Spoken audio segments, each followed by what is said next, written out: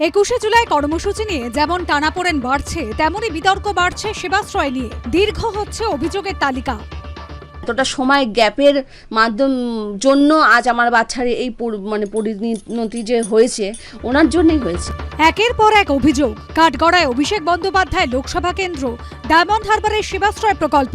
মামলার জালে জড়াচ্ছেন অভিষেক বন্দ্যোপাধ্যায়। সেবাশ্রয়ে ভুল চিকিৎসায় পা বাদ যাওয়ার অভিযোগে আগেই এফআইআর হয়েছিল, যেখানে অভিষেক বন্দ্যোপাধ্যায়ের নাম ছিল। এবার এক শিশুর হাত বাদ যাওয়া নিয়ে তার পরিবারের অভিযোগের ভিত্তিতেও এফআইআর করল রবীন্দ্রনগর থানার পুলিশ। এখানেও নাম রয়েছে অভিষেক বন্দ্যোপাধ্যায়। এক রত্তি শিশুর তার হাতটা বাদ দিতে হয়েছে, অথই জলে এই অভাবী পরিবার থানায় অভিযোগ দায়ের করেছিলেন গতকাল, এবং তার সেই অভিযোগের ভিত্তিতে এফআইআর শুরু হয়েছে। এখন বিচারের আশায় দিন গুনছেন এই মান্না পরিবার। আর এই যে আপনার অভিযোগের ভিত্তিতে এফআইআর হলো, এবারে কি কতটা আশাবাদী? আমি খুবই আশা রাখছি আমাদের আইনজীবীদের কাছ থেকে। আমি ওনার শাস্তি চাই, যে কেন একটা বাচ্চার এরকম একটা দায়িত্ব নিয়ে উনি যে এড়িয়ে গেলেন। এতটা সময় গ্যাপের জন্য আজ আমার বাচ্চার এই পরিণতি যে হয়েছে, ওনার জন্যই হয়েছে। উনি যদি চাইতেন তাহলে কি উনি একটা ভালো চিকিৎসা দিতে পারতেন না আমার বাচ্চাকে?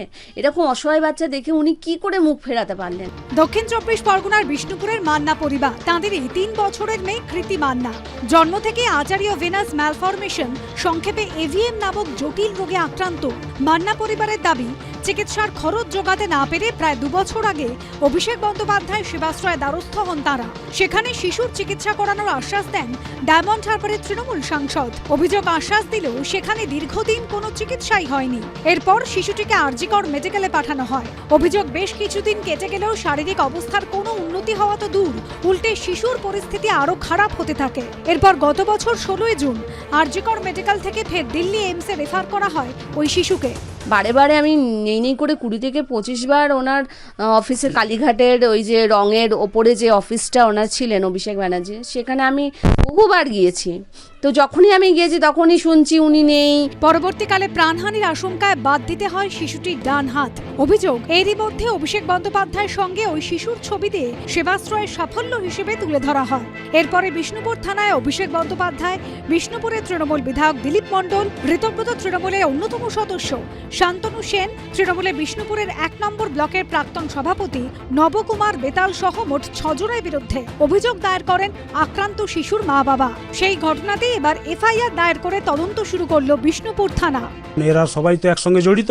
মেন তো আমাদের সঙ্গে যে সমস্যাটা করেছে সেটা হলো অভিষেক ব্যানার্জি। আজকের ওনার জন্যই আজকের এরকম। আর যেগুলো আছে সব ওনার তো কথাই উঠতো বসতো। ভারতবর্ষের আইন এখনো আছে, তা আমরা এখনো আশাবাদী আমার ভারতবর্ষের আইনের কাছে যে আমরা সঠিক বিচার পাবো। একের পর এক অভিযোগ, একের পর এক মামলা, বাড়ছে বিতর্ক। ওই কাউন্সিলের কর্ণধার ডাক্তার সুদীপ্ত রায়, রেজিস্টার্ড ডাক্তারবাবু, ওকে আমরা ওখান থেকে এবার বলবো, দয়া করে অনেক দিন হলো, অনেক অরাজকতা, অনেক দুর্নীতি, অনেক ভোটে কারচুপি, হাত জোর করে বলছি ডাক্তার সুদীপ্ত রায়কে পদত্যাগ করুন। আর আপনাদের চিকিৎসক সমাজ মেনে নিচ্ছে না। অভিষেককে রাজনীতিতে সবসময় এনগেজ করে রাখতে হবে, তার জন্য একটার পর একটা কেস হবে, চলতে থাকবে, এবং অভিষেক সেটাকে ফেস করছে, ও স্ট্যামিনা আছে, ফেস করছে। এদিকে সেবাশ্রয় সংক্রান্ত একাধিক অনিয়মের অভিযোগ নিয়ে রাজ্য মেডিকেল কাউন্সিলকে মেল করল চিকিৎসকদের সংগঠন ওয়েস্ট বেঙ্গল ডক্টরস ফোরাম। চিকিৎসার গাফিলতি সহ একাধিক অভিযোগে 9 দফার দাবি তুলে স্বতঃপ্রণোদিত তদন্তের দাবি তুলেছে চিকিৎসকদের এই সংগঠন। স্বতঃপ্রণোদিতভাবে যাতে রাজ্য মেডিকেল কাউন্সিল তদন্ত করে, সেই জন্য তারা ইমেল করে এই চিঠি পাঠিয়েছেন। তাতে তারা আবেদন করেছে যে সেবাশ্রয়ে চিকিৎসায় গাফিলতি হয়েছে, সেবাশ্রয়ে সঠিক চিকিৎসকরা পরিষেবা দেননি। পরবর্তী পদক্ষেপ নিয়ে রাজ্য মেডিকেল কাউন্সিলে বৈঠক হয়ে সিদ্ধান্ত হবে। সব মিলিয়ে সেবাশ্রয় নিয়ে অভিযোগের তালিকা ক্রমশ দীর্ঘ হচ্ছে। সাংসদ অন্তত কয়েক কোটি টাকা দিয়ে বিজ্ঞাপন করেছেন, তা এখন তারা বলছেন গেছেন কেন? কি অসাধারণ! দেখো, আমি বলবো, আমি একটু আগে বলেছিলাম যে এরকম আমাদের প্রাক্তন মুখ্যমন্ত্রীকে ভারতরত্ন দেওয়া উচিত ছিল, আর এখন বলছি আমাদের কুণাল ঘোষকে এইসব পুরস্কার নাকি রাষ্ট্রপতি করে দেওয়া উচিত। কেন? কি অদ্ভুত নিখুঁত পায়ের কাজ দেখিয়ে, মেসি ফেসি বাচ্চা তৃণমূল দলটাকে পুরো তুলেই দিল। এই একা লড়ে গেল। ওনার আমি বলে আসছি হাউ হি ডেয়ার্স, যে কেন গেল এই কথাটা, কত বড় অসম্মান। একদিকে ভদ্রমহিলার পা চলে গেছে, ভদ্রলোক ওইভাবে বিবৃতি দিচ্ছেন, ওনার দলের সাংসদ, ওনার দলের অল ইন্ডিয়া প্রেসিডেন্ট, তারই ডাকে ওনারাই বলেছেন লক্ষ লক্ষ মানুষ গেছে। তার দলের আজকে মেইন যে লোকটি একা কুম্ভের মতো রক্ষা করার ভান দেখাচ্ছেন।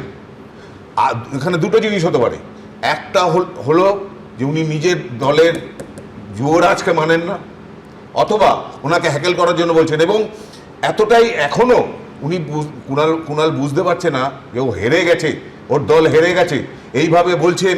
বেশ আমি অনিবার্যের কাছে যাবো। অনিবার্য, একটা জিনিস খুব পরিষ্কার, সেটা হচ্ছে সেখানে যারা ডাক্তাররা গেছিলেন তারা অন ক্যামেরা আজকে বলছেন যে বেশিরভাগ ডাক্তার হয় ভুয়ো ডাক্তার, নয় ডাক্তারির ছাত্র, যাদের চিকিৎসা করার কোনো আইনি অধিকার নেই। সব থেকে যেটা মারাত্মক সেটা হচ্ছে আয়ুর্বেদ বা অন্য স্ট্রিমের হোমিওপ্যাথির ডাক্তারির ছাত্রদের দিয়ে প্রেসক্রিপশন লেখানো হয়েছে। এই জিনিস সত্যি হলে মারাত্মক। দেখুন, সত্যি হলে অবশ্যই মারাত্মক, এবার কিন্তু কোনটা যে সত্যি, আজকে যে ওষুধগুলো পাওয়া গেছে সেগুলো তো সত্যি, সেই ওষুধ এক্সপায়ারি ডেট হয়ে যাওয়ার পর দেওয়া হবে কেন? সেটা দেওয়া হয়েছিল, দেওয়া হয়নি, কি হয়েছিল আমি জানি না, কিন্তু এখানে সায়ন্তন বাবু যেটা বললেন, অভিযোগ মানেই সত্যি নয়, অভিযুক্ত মানেই দোষী নয়। আমি একই কথা বলছি, এটা নিয়ে এত কথার কিছু না, এক লাইনে শেষ, অভিযুক্ত মানেই দোষী নয়। তদন্ত করুন, এবার ওনাদের তদন্তের কি ফলাফল হয়, আমি যদি এটা সহজ না, তুমিও কি মনে করছো যে মানে এই প্রশ্ন তৃণমূলের করা উচিত যে গেছিলেন কেন? না, আমি সেরকম কিছুতে যাচ্ছি না, যে যার প্রত্যেকের যেতে পারেন। এবং দেখুন, যে ঘটনা ঘটেছে তার কারণটাই যেই হয়ে থাকুক, অত্যন্ত খারাপ বিষয়, কারো পা বাদ যাওয়া বা জেনারেল অসুস্থতা বেড়ে যাওয়া অত্যন্ত খারাপ বিষয়। কোনো রকম মেডিকেল নেগলিজেন্স আমাদের দেশে সাধারণত সিরিয়াসলি নেওয়া হয় না, শুধু সেবাশ্রয় বলে নয়, অনেক বড় বড় কর্পোরেট হাসপাতালের বিরুদ্ধে এরকম অভিযোগ আছে। যদি দেখা যায় যে যারা চিকিৎসক বলা হচ্ছে, পরিচয় দেওয়া হচ্ছে, তারা চিকিৎসকই নয়। আমি দ্রুত একবার যে এই খারাপ ঘটনাটা এই স্টুডিওতেই আনার্থ হয়েছিল দেখাবো একবার। আপনাকে ছবি দেখাচ্ছি, আচ্ছা, আমি এনার ছেলের ভিডিও দেখাতে পারি, দেখতে পাচ্ছেন এটা? এই দিদির পাটা পুরো বাদ, এই মহিলার সেবাশ্রয় চিকিৎসা, সেবাশ্রয়ের জন্য তার ছেলের আমি জাস্ট 2 মিনিটের আমি একটা ভিডিও সাথে তাহলে বুঝতে পারবেন। আমার মাকে নিয়ে বিগত বছরেতে অভিষেক ব্যানার্জির মাননীয় এমপি মহাশয় তিনি যে সেবাশ্রয় ক্যাম্প করেছিল, সেই ক্যাম্পে মাকে দেখাতে গিয়েছিলাম। সেইখানে সামান্য মায়ের হাঁটুর ব্যথা ছিল, মা সম্পূর্ণ ভালোভাবে হাঁটতে পারত। সেবাশ্রয় ক্যাম্প থেকে বিভিন্ন ছবি আমাদেরকে পয়সা খরচ করে তুলিয়েছে।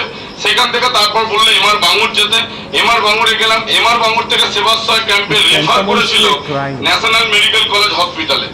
সেখানে দুর্ভাগ্য, অপারেশন করতে গিয়ে ডক্টররা, আমাদের মাননীয় এমপি সাহেবের ডক্টররা ভুল অপারেশন করে অপারেশন থিয়েটারে মায়ের শিরা কেটে ফেলে। মাকে বাঁচানোর জন্য তখন আমাদের এই সিদ্ধান্ত নিতে হয়, মায়ের সম্পূর্ণ অ্যাম্পুটেশন হয় এবং সেই অ্যাম্পুটেশনের পা কেটে বাদ চলে যায়। দয়া করে এই বিষয়টি দেখবেন, যাতে গরিব মানুষ আমরা খেটে খাই। এই মহিলা সারা জীবনের জন্য তিনি পঙ্গু হয়ে গেলেন, যাতে কোনো একটা সুষ্ঠু বিচার হয়, আপনার কাছে এই আমার প্রার্থনা। ভয়ঙ্কর আরো অনেক আছে। শুভমাদা শুনবাবু, দেখুন, 1957 সালে সিডনি লুমেট পরিচালিত একটা মার্কিন চলচ্চিত্র হয়েছিল 12 অ্যাংরি ইয়াং ম্যান, এবং পরবর্তীকালে এক রুকা হুয়া ফয়সালা 1989, এবং তারপর সৃজিত বাবু যেটা 2025-এ করেন সত্যি বলে সত্যি কিছু নেই। এবার এই সত্যি বলে সত্যি কিছু নেই চলতে চলতে পশ্চিমবঙ্গে ভুয়ো ডাক্তার, ভুয়ো আইএএস, ভুয়ো আইপিএস, এ তো পুরো একটা ভুয়ো পশ্চিমবঙ্গ। গত 15 বছর চললো, সায়ন্তনবাবুরা জিতে এলেন। তা এই ঘটনাগুলোয় শিক্ষক চিকিৎসার ভুল হতে পারে, তার তো একটা আলাদা আইন আছে, কিন্তু এই ধরনের ভুয়ো ব্যাপারগুলো যদি হয়, তাকে ওই 12 জন জুরি আতলামো করছেন সত্যি বলে সত্যি কিছু নেই বলে। এর বাইরে বেরিয়ে এসে কিন্তু একটা মতাদর্শের জায়গা থেকে পশ্চিমবঙ্গকে বার করার একটা চেষ্টা যারা ক্ষমতায় আছেন তাদের নিতে হবে, নইলে এটা খুবই হতাশা। আমি পরিষ্কার আমি বলছি, সেবাশ্রয়ের নাম দিয়ে যে ভাওতা হয়েছে, সেই সময় ক্ষমতায় ছিল, ফলে ক্ষমতার দ্বারা সবকিছু নিয়ন্ত্রণ করেছে, প্রজেক্ট করেছে, বিজ্ঞাপিত করেছে এবং মানে সেইভাবে সেটাকে ব্যবহার করেছে। কিন্তু এই যে যতটুকু আনার্থ হয়েছে, যতটুকু মানে ওষুধপত্র ইত্যাদি এবং মানুষের এভিডেন্স যতটুকু আমরা পাচ্ছি, তাতে ইমিডিয়েটলি সেবাশ্রয়ের যারা অর্গানাইজার, চিফ অর্গানাইজার সমেত আমি তো মনে করি অ্যারেস্ট করা উচিত ছিল। এতদিন পর্যন্ত পুলিশ চুপ করে আছে কেন, এটি তো আমি অবাক হয়ে যাচ্ছি। আমি জানি না, আমার পাড়ায় যদি এরকম একটা ঘটনা ঘটতো, আমি ড্যাম শিওর পাড়ার অর্গানাইজাররা এতক্ষণ জেলে থাকতো। কিন্তু মানে যিনি অর্গানাইজ করেছিলেন তিনি প্রভাবশালী, সেই কারণে নাকি প্রভাবশালী দিল্লির কোনো একটা লিঙ্কেজ আছে, সেই লিঙ্কেজের মানে যবে সংকেত আসবে তারপরে কোনো ব্যবস্থা নিবে। একেবারে পরিষ্কার এটা আমরা বুঝতে পারছি যে এই ঘটনাটাই ছিল একটা জালিয়াতি, একটা ভুয়ো বিষয়। মানুষের জীবন বিপন্ন করে এই জিনিসগুলো করা হয়েছে নিজের রাজনীতির স্বার্থে। সেইখানে এতদিন ধরে তদন্ত খেলবে এবং একটা সময় গিয়ে সব হারিয়ে যাবে, এটা কিন্তু হতে পারে না। আজকে বাঘ বাদ গেছে বলে খবর হয়েছে, কিন্তু আমি বলছি ওষুধ খেয়ে কি প্রতিক্রিয়া হয়েছে, ওই ওষুধ এক্সপায়ারি ডেট যে অভিযোগটা অতিক্রান্ত হওয়ার পর কত মানুষকে দেয়া হয়েছে তার হিসেব কে নেবে? দেখুন, এগুলোর সমস্ত হিসাব নেওয়ার বিষয় আছে, যেটা ভাই নির্বাণ বললো প্রথমেই, দোষী অভিযুক্ত মানেই দোষী নয়, একদম সমর্থন করছি।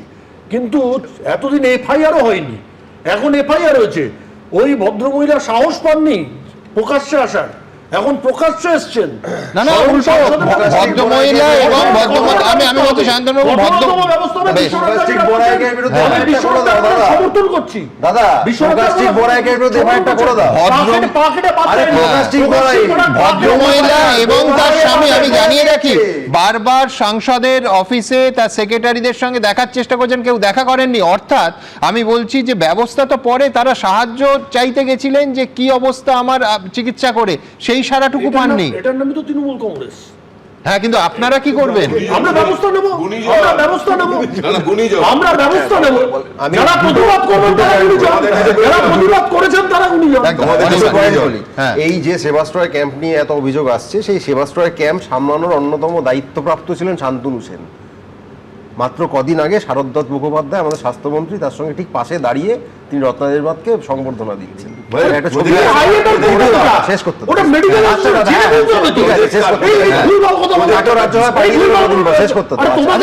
ডক্টর শান্তনু সেন তো তৃণমূলে ছিলেন না এটা দীর্ঘ সময়, তারপর তো শান্তনু সেনকে আপনারা ফেরতও নিয়ে নিলেন। না ঠিক তো, এর জবাব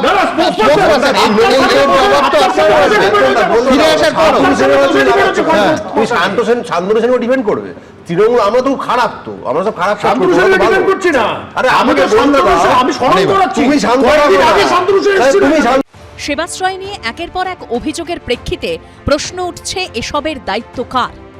এই আবহে আবার পুজোর দায়িত্ব নিয়ে বিজেপির অন্দরে নানা সুর। বিজেপির জনপ্রতিনিধিরা কোন দুর্গাপুজোর কমিটিতে থাকবেন, নিজের পাড়ায় নাকি নিজের বিধানসভা কেন্দ্রে? বিজেপির রাজ্য সভাপতি বলছেন এক, আর বিজেপির জনপ্রতিনিধিকে দেখা যাচ্ছে অন্য ভূমিকায়। না না, সৌর অসুবিধা নেই, এখন বলে দিচ্ছে। উনি হয়তো জানতেন না আমি নিউ আলিপুরে থাকি, আমি মানে অফিসিয়ালি আমি এখন ওখানকার বাসিন্দা। কলকাতার অন্যতম পরিচিত পুজো উদ্যোক্তা নিউ আলিপুরের সুরুচি সংঘ এতদিন পরিচিত ছিল অরূপ ও স্বরূপ বিশ্বাসের পুজো হিসেবে, কিন্তু রাজ্যে পরিবর্তনের পর সুরুচিতেও পরিবর্তন হয়েছে। বিশ্বাস ব্রাদার্স আউট, সৌরভ ইন। বিশ্বাস ব্রাদার্সদের কমিটি ভেঙে গেছে। নতুন কমিটিতে সম্পাদক হয়েছে দমদম উত্তরের বিজেপি বিধায়ক সৌরভ শিকদার, যিনি আবার নিউ আলিপুরেরই বাসিন্দা। বৃহস্পতিবার রথযাত্রার দিন সুরুচি সংঘের খুঁটি পুজোতেও অংশ নেন সৌরভ শিকদার। বার্তা হচ্ছে সর্বজনীন পুজো, যখন সর্বজনের পুজো, আজকে সর্বজনকে নিয়ে খুঁটি পুজো হয়েছে। আর ভিআইপি কালচার ছিল, এখন সর্বজন কালচার হবে। দেখুন, এই নিউ আলিপুর এলাকাবাসী আজকে এখানে রয়েছে, এরা কোনোদিন ঢুকতে পারতেন না, ডাকা তো দূরের কথা, এলেও তাড়িয়ে দেওয়া হতো। আজকে এনারা বসে খুঁটি পুজো করেছেন, আনন্দ করছেন। কিন্তু এর কিছুক্ষণের মধ্যেই কলেজ স্কোয়ারের পুজোর খুঁটি পুজোয় গিয়ে শ্রমিক ভট্টাচার্য কার্যত নিয়ম বেঁধে দেন বিজেপির জনপ্রতিনিধিরা কোথাকার পুজোয় অংশ নিতে পারবেন। যে আমার দলের বিধায়ক যিনি আছেন, তিনি নিজের নির্বাচনী কেন্দ্রে দুর্গাপুজোয় অংশগ্রহণ করবেন, একটা নয় 100টা পুজোয় অংশগ্রহণ করবেন। কোনো সর্বজনীন দুর্গাপুজো কমিটি আপনাকে সভাপতি করতে চায়, চেয়ারম্যান করতে চায়, পৃষ্ঠপোষক করতে চায়, আপনি হবেন, কারণ আপনি জনপ্রতিনিধি। কিন্তু জোর করে দুর্গাপুজো দখল, যেখানের সঙ্গে আপনার কোনো যোগাযোগ নেই, আপনি যেখানে থাকেন না, শুধুমাত্র একটা ক্ষমতার রং বদল হয়ে গিয়েছে বলেই আপনি একটা পুজো দখল করে নেবেন রাজনীতির নামে, এটা সম্ভব নয়, এটা চলতে পারে না। এই সংস্কৃতির বাইরে আমাদের বেরোতে হবে। বিজেপি রাজ্য সভাপতি বলছেন তাঁর দলের জনপ্রতিনিধিরা নিজের নির্বাচনী কেন্দ্রের পুজোয় অংশগ্রহণ করবেন, আর দমদম উত্তরের বিজেপি বিধায়ক অংশ নিচ্ছেন নিউ আলিপুরের পুজোয়। শ্রমিকদের সুরুচি সংঘের পুজো, সেখানে সৌরভ শিকদার। না সৌরভ সুবিধার নেই, এখন বলে দিচ্ছে। আমার মনে হচ্ছে যে এটা কোনো একটা ভুল বোঝাবুঝি হচ্ছে, আমি কথা বলে নেব। আসলে শ্রমিকবাবু জানতেন আমি এই পাড়ার ছেলে, এখানেই থাকি, উনি ছোটোর থেকে আমাকে এই বাড়িতেই দেখেছেন। আমি বোধহয় এখন নিউ আলিপুরে থাকি, ওটা শ্রমিকবাবু জানেন। আমি জানি না কি বলেছে, আমি কথা বলে নেব, যেটা ওনার নির্দেশ হবে সেটাই শিরোধার্য। রাজ্য সভাপতির উপরে কেউ কথা বলতে পারে না। এদিকে পরিবর্তনের রাজ্যে একাধিক পুজোতেও লেগেছে পরিবর্তনের ছোঁয়া। যেমন লেকটাউনের শ্রীভূমি স্পোর্টিং। এই পুজো পরিচিত ছিল প্রাক্তন দমকল মন্ত্রী সুজিত বসুর পুজো হিসেবে, কিন্তু শ্রীভূমির সুজিত এখন পুরো নিয়োগ দুর্নীতির মামলায় শ্রীঘরে। বৃহস্পতিবার তাঁকে ছাড়াই হলো খুঁটি পুজো। সেই সঙ্গে নাম না করে সুজিত বসুর বিরুদ্ধে ক্ষোভও উগরে দিলেন কেউ কেউ। আমাদের সমস্ত পোস্ট একটাই পোস্ট হচ্ছে মানুষের পোস্ট, শ্রীভূমির অধিবাসী বৃন্দের পোস্ট। আজকে সবাই মিলেই আমরা পুজোটা করছি। এতদিন ব্যক্তি তার কিছু লোক নিয়ে এই পুজোটা করতে এবং খুঁটি পুজোটা হতো, সেটা এখন আর নেই। এখন সমষ্টি সমস্ত আমাদের পল্লীবাসীর পুজো। এতদিন যে অন্ধকার বাতাবরণ ছিল, সেখান থেকে বেরিয়ে এসে আমরা পাড়ার প্রত্যেককে নিয়ে এমন একটা মনোরম পরিবেশ তৈরি করব। আগে সারা পশ্চিমবঙ্গে একজন ব্যক্তির নামে এই পুজোটাকে চিহ্নিত করা হতো। আজকে আমরা বলি যে এ পাড়ার প্রতিটি মানুষের, প্রতিটি ঘরের অনুষ্ঠান। এই পুজো কিন্তু কোনো অংশে কোনো বারের থেকে কম হবে না। শ্রীভূমির পুজো হস্তান্তর হলেও মানে মতান্তর হয়নি। আষাঢ় শেষের শুক্লপক্ষের রথযাত্রায় জমজমাট পুরী। দেশের নানা প্রান্তের মানুষের সঙ্গে ভিড় জমিয়েছেন বহু বিদেশি পর্যটক। আক্ষরিক অর্থেই সমুদ্র শহর হয়ে উঠেছে জনসমুদ্র। এই পুরীর তিনটি যে রথ, তার সামনের চিত্র তোমায় দেখিয়ে দেব। রথের সামনে আমরা দেখতে পাচ্ছি জনসমুদ্র, অর্থাৎ আমরা দেখতে পাচ্ছি রথের সামনে পুরো জনসমুদ্র। চারিদিকে তুমি দেখো যে মানুষজন ভর্তি হয়ে রয়েছে। একদম রথকে কেন্দ্র করে একটা ইনার কর্ডন করা হয়েছে, যার ভেতরে কাউকে প্রবেশ করতে দেওয়া হয় না। রথযাত্রা উপলক্ষে সেজে উঠেছে পুরীর জগন্নাথ মন্দির। বুধবার প্রায় দিনভর বৃষ্টি হয়েছে পুরীতে। বৃহস্পতিবারও দফায় দফায় ঝেঁপে বৃষ্টি নামে সৈকত শহরে। তারই মধ্যে রথের রশি ছুঁতে ভক্তদের আন্তরিকতা ছিল চোখে পড়ার মতো। আমি এসেছি পশ্চিমবঙ্গ থেকে। পশ্চিমবঙ্গ আমাদের বাড়ি হচ্ছে বেগমপুর। হ্যাঁ, কিরকম লাগছে? ভীষণ ভালো লাগছে। প্রত্যেক বছরই আমি আসার চেষ্টা করি। আজকে এই মানে সারাদিন সকাল থেকে প্রচণ্ড বৃষ্টি, কিন্তু সেই বৃষ্টি উপেক্ষা করেও আজকের এই জগন্নাথ দেবের রথযাত্রা দেখতে আমরা সবাই মিলে এসেছি। খুব খুশি। আমিও পশ্চিমবঙ্গ থেকে এসেছি, আমার বাড়ি পূর্ব বর্ধমানে। সে প্রথমবার রথে এলাম আর কি।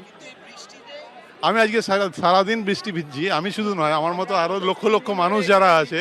আমি কালকে এসেছি, কালও বৃষ্টিতে ভিজে এখানে দাঁড়িয়েছিলাম, রাত্রে এসেছি। সকাল থেকেই রীতিনীতি মেনে শুরু হয় পূজার্চনা, পালিত হয় নানা রীতি। রথযাত্রার দিন সকাল সকাল স্নান করেন জগন্নাথ দেব। প্রাচীন এই রীতিকে বলে অবসর। স্নানের পর খিচুড়ি ভোগ খান জগন্নাথ দেব। তারপর তৈরি হন মাসির বাড়ি যাওয়ার জন্য। ভোগ বিতরণের পর রথের প্রতিষ্ঠা। এরপর ঢাক, কাসর, ঘণ্টা বাজিয়ে মন্দির থেকে শোভাযাত্রা করে জগন্নাথ, বলরাম, সুভদ্রাকে বের করে আনা হয় বাইরে। এই রীতিকেই বলে পহণ্ডি বিজয়।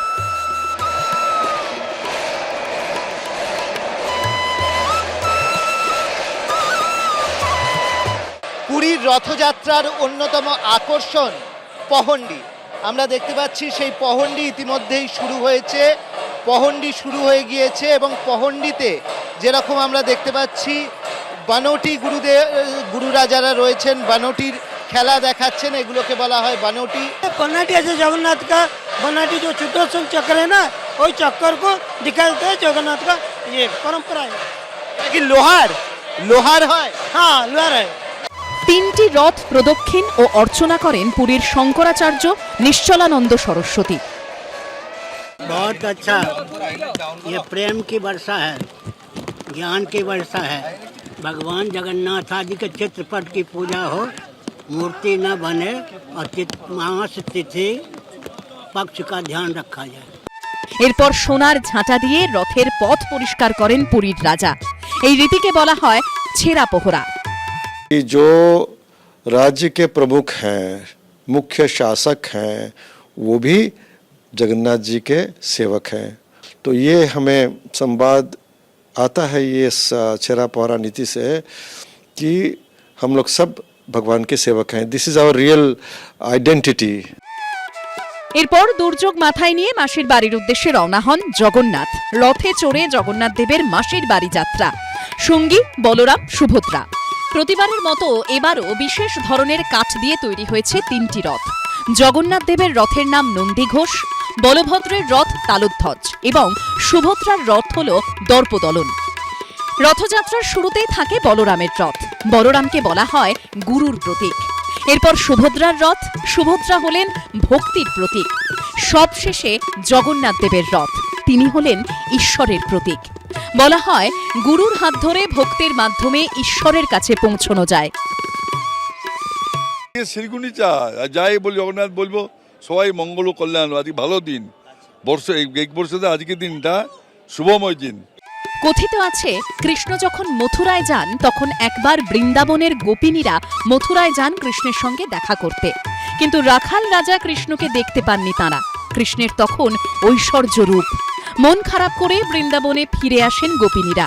তাদের সঙ্গে দেখা করতে মথুরা থেকে রথে করে বৃন্দাবনে আসেন শ্রীকৃষ্ণ।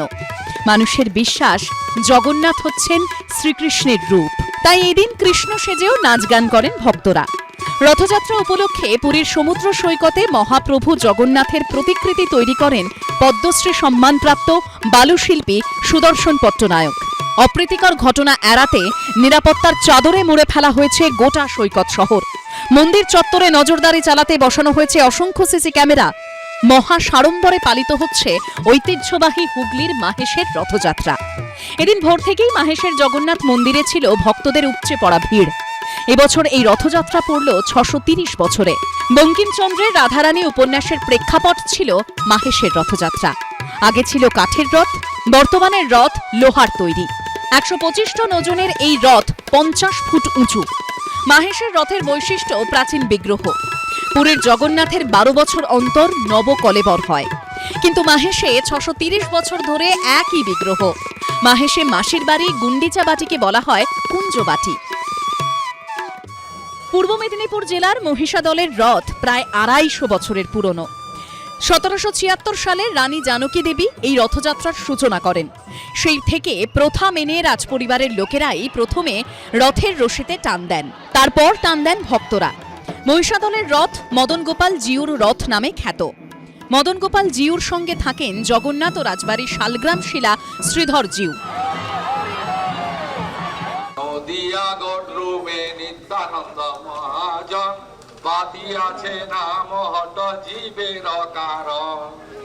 কলকাতায় ইসকনের রথযাত্রার সূচনা করলেন মুখ্যমন্ত্রী শুভেন্দু অধিকারী।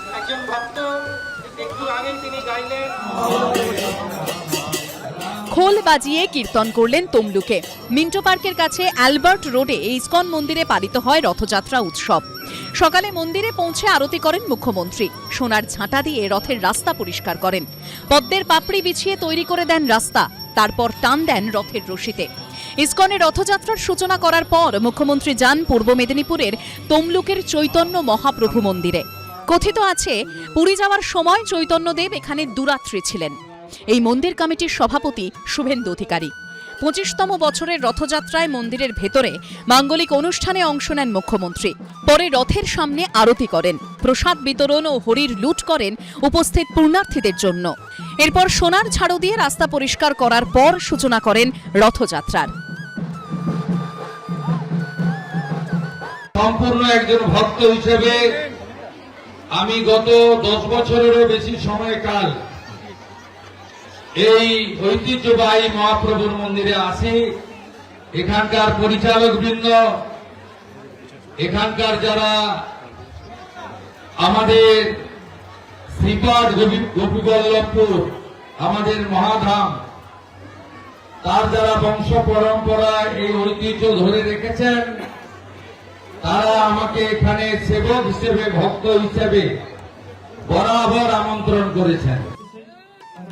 তমলুকের পর মেচেদা।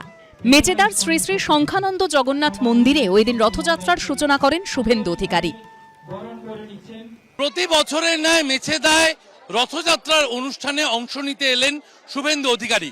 তবে প্রথমবার মুখ্যমন্ত্রী হিসেবে মেছেদা ইসকনের রথযাত্রার অনুষ্ঠানে অংশ নিতে এলেন শুভেন্দু অধিকারী।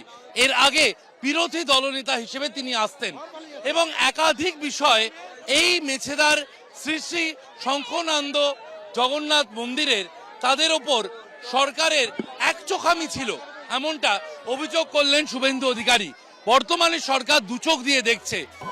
এই মন্দিরের সঙ্গে দীর্ঘদিন ধরে যুক্ত শুভেন্দু অধিকারী। বিরোধী দলনেতা থাকাকালীন প্রতি বছর রথযাত্রায় এই মন্দিরে আসতেন তিনি।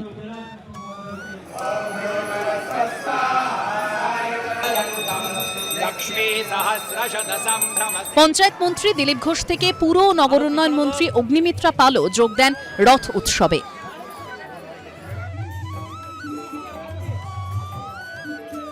রথযাত্রার আগেও হয়েছে, কিন্তু হিন্দুদের উৎসবকে সেইভাবে পালন করতে দেওয়া হয়নি।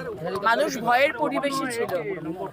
আজকে নতুন সরকার আসার পর এবং মাননীয় মুখ্যমন্ত্রী যেভাবে আজকে সবাইকে আশ্বস্ত করেছেন, মাননীয় প্রধানমন্ত্রী বলেছেন ভয়ে আউট, ভরসা ইন, সেখানে সমস্ত সনাতনীরা আজকে আনন্দ উচ্ছ্বাস নিয়ে আজকে তাদের উৎসব পালন করছে। বছরভর রাজনৈতিক ময়দানের ব্যস্ততার মধ্যেই সময় কাটলেও বৃহস্পতিবার রথযাত্রার দিন মায়াপুরের বিশেষ পুজোয় যোগ দিলেন পঞ্চায়েত মন্ত্রী দিলীপ ঘোষ। কখনো তাঁকে দেখা গেল সস্ত্রীক আরতি করতে, আবার কখনো গোমাতার পা ধুয়ে করলেন পুজো। রানীগঞ্জে রথযাত্রার উৎসবে অংশ নিলেন পুর ও নগর উন্নয়ন মন্ত্রী অগ্নিমিত্রা পাল। ছিলেন জনস্বাস্থ্য কারিগরি ও পূর্ত মন্ত্রী তথা কুলটির বিজেপি বিধায়ক অজয় পোদ্দারও। রাজনীতির আঙিনা পেরিয়ে কলকাতার রাজপথে এবার দেখা গেল এক অভিনব রথযাত্রা। অবিনশ্বর ট্রাম লাইন আর ঐতিহ্যের মেলবন্ধন। ট্রাম যাত্রা অ্যান্ড ক্যালকাটা ট্রাম ইউজার্স অ্যাসোসিয়েশনের উদ্যোগে আয়োজন করা হলো এক অভিনব রথযাত্রার। রথযাত্রার দিন এক অভিনব উদ্যোগ, তাও আবার ট্রামে করে রথযাত্রা। আর আমি এখানে দেখতে পাচ্ছি যারা রয়েছেন তারা কিন্তু একেবারে নস্টালজিক হয়ে পড়েছেন এবং এই ট্রাম দেখে এবং এই ট্রামে করে কিন্তু একদম ধর্মতলা হয়ে এই ট্রাম যাবে শ্যামবাজার। এই ঐতিহাসিক মুহূর্তের সাক্ষী হতে ট্রামে সওয়ার হলেন বিজেপি বিধায়ক রূপা গঙ্গোপাধ্যায়, ছিলেন কংগ্রেস নেতা আশুতোষ চট্টোপাধ্যায়ও। আমরা বহুদিন ধরে চেষ্টা করে যাচ্ছি যাতে ট্রামটা বেঁচে থাকে। এবার তো বিজেপি গভর্নমেন্টও ইন্টারেস্ট নিয়েছে, which is very very good. আমাদের বহুদিনের শখ এবার মিটতে চলেছে। আর আজকে রথযাত্রার দিন এটা আবার নতুন করে এখান থেকে বেরোচ্ছে। ক্যালকাটা ট্রাম ইউজার্স অ্যাসোসিয়েশন তাদের যে প্রত্যেক দিনের লড়াই ট্রামকে বাঁচানোর জন্য, এটাকে সাধুবাদ আমরা জানিয়েছি প্রথম দিন থেকে এবং আমরা মনে করি যে আজকে পবিত্র রথযাত্রার দিনে এরকম একটা অভিনব উদ্যোগ কলকাতার মানুষ দেখুক এবং ট্রাম বাঁচানোর জন্য যারা যারা সঙ্গে থাকবে সবাই আসুক। এই ট্রামের মধ্যেই রাখার রথে পুজো করা হয় জগন্নাথ, বলরাম ও সুভদ্রার।